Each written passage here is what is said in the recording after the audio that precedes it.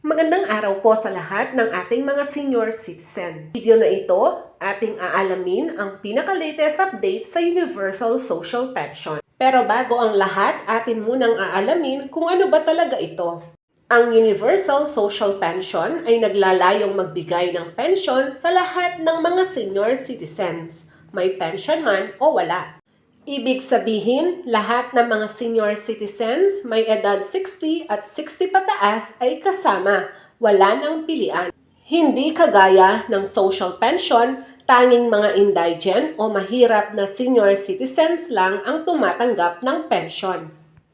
At kapag sinabing indigent, sila ang mga senior citizens na walang buwan ng pensyon na natatanggap. O kaya naman, walang pinagkukunan ng source of income. Wala ding sumusuportang anak, kamag-anak, institusyon o sinumang individual.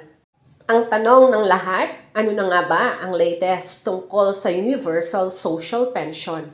Pinamimigay na ba ito? Sa ngayon, ang Universal Social Pension o mas kilala sa tawag na House Bill 10423 ay aprobado pa lang ng House of Representatives ng third at final reading. Para tuluyan na itong maging batas at ma-implement na, kailangan pa ng aprobado ng Senado at pirma ng Presidente. Kaya sa lahat ng mga senior citizens, hindi po totoo na ipinamimigay na ito sa mga seniors.